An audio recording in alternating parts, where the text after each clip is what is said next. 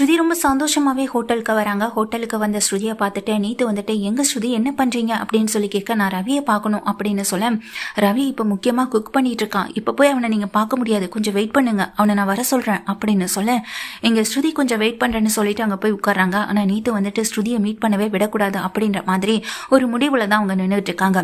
இப்போ ஒரு 1/2 hour ஆகுது, 1 hour ஆகுது, இப்போ 2 hours ஆயிடுச்சு, இன்னும் வரல அப்படின்ற மாதிரி நினைச்சிட்டு இருக்கேன். எங்க ஸ்ருதி என்ன பண்றாங்க, நேரா கிளம்பி அங்க போறாங்க. என்ன ஸ்ருதி, என்ன நீத்தோ, நான் வந்து எவ்வளோ நேரம் ஆச்சு, இப்போ கூடவா இன்னும் நீங்கள் ரவிக்கு இன்ஃபார்ம் பண்ணலை அப்படின்னு சொல்ல, நான் ரவி கிட்ட அப்பவே சொல்லிட்டேங்க, ஆனால் அவன் தான் உங்களை பார்க்க விருப்பம் இல்லைன்னு சொல்லிட்டான். குக் பண்ணிட்டு இருக்க இந்த நேரத்தில் எப்படி நான் ஸ்ருதி கிட்ட பேசிட்டு இருக்க முடியும்னு சொல்லிட்டான். நான் என்னங்க பண்ண முடியும்னு சொல்லி கேட்கவும் செய்கிறாங்க.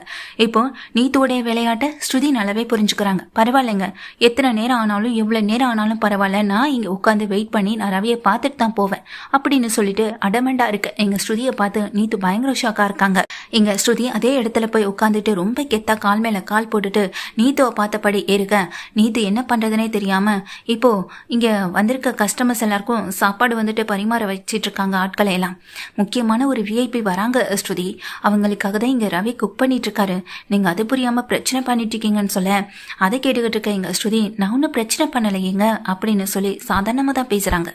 அதுக்கு நீத்து சொல்றாங்க, இங்க பாருங்க ஸ்ருதி, நான் சொல்றது கொஞ்சமாவது புரிஞ்சுக்கோங்க, இப்போதைக்கு முக்கியமான கஸ்டமர் வராங்க, இன்னும் டைம் எடுக்கும், நீங்க முதல்ல இங்கேருந்து கிளம்பி உங்க ரெஸ்டாரண்ட்டை போய் பாருங்க, அவங்க வந்துட்டு போனதுக்கு பிறகு ரவி கிட்ட சொல்லி நானே உங்களை பாக்குறதுக்காக உங்க ரெஸ்டாரண்ட்டுக்கு ரவியை அனுப்பி வைக்கிறேன், அங்க நீங்க எவ்வளவு நேரம் வேணாலும் டைம் எடுத்து பேசுங்க அப்படின்னு சொல்ல, நீங்க என்னங்க எனக்கு டைம் கொடுக்கறது, நான் எங்க ரவியுடைய மனைவி, அந்த உரிமை எனக்கு இருக்கு, ரவியை எப்ப பார்க்கணும், எப்ப பேசணும், அவங்க கூட எப்ப இருக்கணும்னு எனக்கு தெரியும், அதை நீங்க சொல்ல வேண்டாம், நாங்க எப்படி வாழணும்ன்றதையும் நாங்க பாத்துக்கிறோம் அப்படின்னு சொல்லிட்டு ஸ்ருதி அமைதியா உட்கார்ந்துருக்காங்க.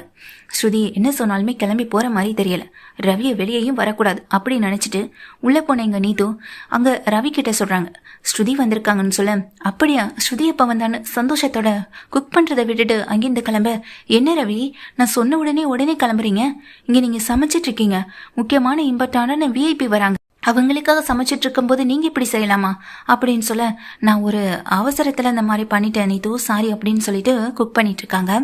உடனே பக்கத்துல இருக்கவங்க கிட்ட கொஞ்சம் இதை பாத்துக்கோங்க, நான் ஸ்ருதியை போய் பார்த்துட்டு வரேன்னு சொல்ல, நீ ரவியை பார்த்து முறைக்கிறாங்க நீத்து, என்ன ரவி இப்போ நமக்கு குக்கிங் தான் ரொம்ப முக்கியம், உங்க ஒய்ஃப் கிட்ட நீங்க எப்ப வேணாலும் பேசிக்கலாம், ஒரு போன்ல கூட நீங்க பேசிக்கலாம், அவங்க ரொம்ப அடமெண்டா தான் இருக்காங்க இங்கேருந்து கிளம்ப மாட்டேன்னு சொல்லி என்கிட்ட கூட தகாத வார்த்தையால பேசிட்டாங்க தெரியுமா, அந்த அளவுக்கு நீ ரவியை மயக்க வச்சிருக்கியான்னு கூட என்கிட்ட கேட்டாங்கன்னு நீத்து சொல்ல, இதை கேட்ட உடனே ரவிக்கு கோபம் வரத்தான் செய்து அங்கேருந்து கிளம்பி, இருங்க நான் போய் இங்க ஸ்ருதிகிட்டே கேட்கறேன்னு சொல்லும்போது, இல்லை ரவி எனக்காக நீங்க போய் பிரச்சனை பண்ணாலும் கூட உங்களுக்கும் ஸ்ருதிக்கு தான் சண்டை வரும், எதுக்கு எடுத்தாலும் ரவி என்னோட ஹஸ்பண்ட், நான் சொல்லிட்டு தான் அவர் கேட்பாரு, அவருக்கு நான் தான் முக்கியம்னு எப்போதுமே அவங்களுக்கு இம்பார்ட்டன்ஸ் கொடுத்து அவங்களே பேசிக்கிறாங்க, எங்க நான் அவங்களை மயக்கிடுவேணுன்ற ஒரு பயத்துல, எனக்கு அதை நல்லாவே புரியுது, ஒரு பொண்ணாலே என்னால இதை கூட புரிஞ்சுக்க முடியாதான்னு நீத்தி எக்ஸ்ட்ரா ரவி கிட்ட ஏத்தி விட, ரவிக்கு ஸ்ருதி மேல பயங்கரமான கோவம் வருது. அந்த கோவத்தோட குக் பண்ணிட்டு இருக்கதை அதை அப்படியே நிறுத்திட்டு அங்க பக்கத்துல இருக்கவங்களை பார்த்துக்க சொல்லிட்டு ரவியை வந்துட்டு ரவி கிளம்பி நேரா ஸ்ருதியை பார்க்க அந்த ஹாலுக்கு போறாங்க. அப்படி அவங்க அங்க போகும்போது அங்க வந்து ஸ்ருதி உட்கார்ந்துருக்க, ரவியை பார்த்ததும் சந்தோஷமா ஓடி வந்து கட்டி பிடிக்க வராங்க. ஆனா ரவி வந்து, ஸ்ருதி என்ன நீ என்ன பேசின, நீ நீத்துக்கிட்ட இந்த மாதிரி பேசலாமா, முதல்ல நீ அவங்க கிட்ட சாரி கேளு அப்படின்னு சொல்ல, நான் என்ன பேசினேன், அப்படி நான் எதுவும் தப்பா பேசலேன்னு சொல்ல, நீ என்ன பேசினன்றத நான் கேட்டேன், இப்பதான் அவங்க என்கிட்ட எல்லாத்தையும் சொன்னாங்க அப்படின்னு சொல்ல, நான் வந்தது உனக்கு முதலே தெரியும்ல, அப்பவே நீ என்னை வந்து பாத்துருக்கலாம்லன்னு சொல்லிட்டு ஸ்ருதி சாதாரணமா கேள்வி கேட்க, ரவி சொல்றாங்க, நான் என்ன சொல்லிட்டு இருக்கேன், நீ என்ன பேசிக்கிட்டு இருக்க, நீ முதல்ல செஞ்ச தப்புக்கு நீத்துக்கிட்ட மன்னிப்பு கேளு அப்படின்னு சொல்ல, ஓகே ரவி, இது ஒண்ணு நான் பெரிய விஷயமா எடுத்துக்கல, விடுங்க ரவி, நீங்க போய் முதல்ல குக்கிங் பாருங்க அப்படின்னு சொல்லிட்டு ரவி அனுப்பிவிட, ரவி இங்க இருந்து நீ முதல்ல கிளம்பு, எதுவா இருந்தாலும் வீட்டுல போய் பேசிக்கலாம்னு சொல்லி ரொம்ப கோபமா ஸ்ருதி கிட்ட பேசிட்டு நேரம் உள்ள போறாங்க. உள்ள போன ரவி அவங்களால கொஞ்சம் கூட இங்க கவனிச்சு அதை குக் பண்ண முடியல, தான் வேலையை ஆள்கிட்ட சொல்லி அமைதியா ஒதுங்கி நிக்க, டே ரவி என்னடா பிரச்சனை அப்படின்னு அவங்க ஃப்ரெண்டு வந்து கேக்குறாங்க. இங்க நடந்த விஷயத்த சொல்ல, டேய் நீத்து தாண்டா உங்ககிட்ட அப்படியே மாத்தி சொல்லிட்டு இருக்காங்க, இப்பதாண்டா நான் வந்து அவங்களுக்கெல்லாம் பரிமாறதுக்காக வெளியே போனேன், இங்க நீ ஸ்ருதி எதுவுமே தப்பா பேசல, அவங்க கரெக்டாக தான் பேசினாங்க, எவ்வளோ நேரம் ஆனாலும் பரவாயில்ல, நான் ரவியை பார்த்துட்டு வெயிட் பண்ணி பார்த்துட்டு அதுக்கப்புறமா போறேன்னு சொல்லி அவங்க சாதுவாக தான் பேசினாங்க, ஆனால் பிரச்சனை பண்ணதே இங்கே நீத்து தான் தெரியுமா, நீத்து உங்ககிட்ட வந்து என்ன சொன்னாங்கலாம் எனக்கு தெரியாது, ஆனால் அங்கே ஸ்ருதி எந்த பிரச்சனையும் பண்ணலை அப்படின்னு சொல்ல, நீத்து சொன்ன விஷயத்த வந்துட்டு உடனே தான் ஃப்ரெண்டுகிட்ட சொல்ல, ப்ராமிஸா இல்லடா ஸ்ருதி அந்த மாதிரி பேசக்கூடிய ஆள் இல்லைன்னு உனக்கு தெரியாதா, இதை நீ நம்பாம நீ அவங்க கிட்ட போய் பிரச்சனை பண்றது தப்பு இல்லையா, பாவம் ஸ்ருதி அப்படின்னு சொல்லி அவங்க ஃப்ரெண்டு சொல்கிறாங்க. அப்போ நீத்து தான் தாங்கிட்ட வந்து தப்பாக பேசினாங்க, மாற்றி பேசியிருக்காங்க அப்படின்றத எல்லாத்தையும் புரிஞ்சுக்கிட்டேன். இங்கே ரவி நேராக வெளியே போகிறாங்க.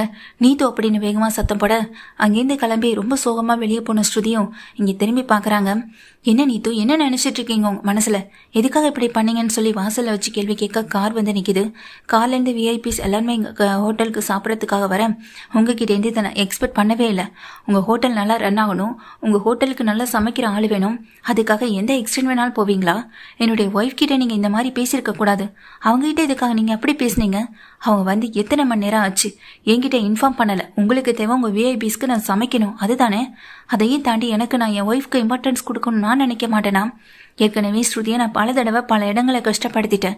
இதுக்கப்புறமா அவளை நான் கஷ்டப்படுத்தக்கூடாதுன்னு நினச்சிட்டு இருக்கேன். ஆனால் நீங்கள் திரும்ப திரும்ப பிரச்சனையை மட்டுமே தான் எனக்கு கொண்டு வந்துட்டு இருக்கீங்க, கொடுத்துட்டு இருக்கீங்க. இது எந்த வகையில் நியாயமாக இருக்கும் அப்படின்னு சொல்லி கேட்க ஸ்ருதி பக்கத்தில் வராங்க. நீத்துவை பார்த்து கேட்குறாங்க ரவியும், இங்கே பாருங்க நீத்து, இதுக்கப்புறமா உங்களுக்கு கண்ட்ரோலாக நான் இருந்து என்னால் இங்கே ஒர்க் பண்ண முடியாது அப்படின்னு சொல்ல இங்கே உடனே நீத்து சொல்கிறாங்க, நீங்கள் என்னட்ட கான்ட்ராக்டில் சைன் பண்ணியிருக்கீங்க ரவி. ஆல்ரெடி உங்களுக்காக நான் ப்ராஜெக்ட் நான் எத்தனை கோடி ரூபா போட்டு செலவு பண்ணியிருக்கேன் தெரியுமா?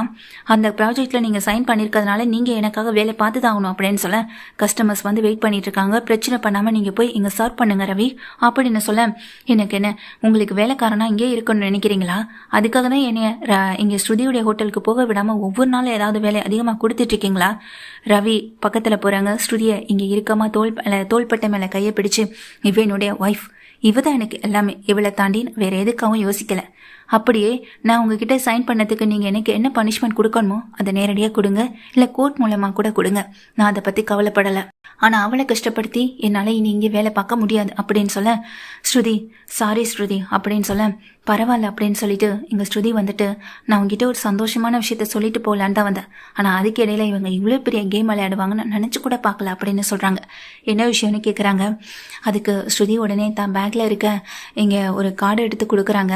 டெஸ்ட் கார்டு பார்த்ததுமே ரவி சந்தோஷத்தில் இங்கே பார்க்க, நீ இத்தனை நாளாக எதுக்கு ஆசைப்பட்டியோ அது நடந்துடுச்சு, நீ அப்பா ஆயிட்ட அப்படின்னு சொல்லி கொடுக்கும்போது அதை பார்த்து இங்கே ரவி கண்கலங்கியபடி நிற்க, குழந்தை வேணாம், இங்கே வேறொரு வாடகத்தாய் மூலமாக தான் குழந்தை பெற்றுக்கணும்னு சொன்னேன், இப்போ அப்படின்னு சொல்லி கேட்க, நான் ஆரம்பத்தில் அந்த சுச்சுவேஷனில் தான் இருந்தேன், ஆனால் போக போக எனக்கு சில விஷயங்கள் என்னை மாற்றிடுச்சு.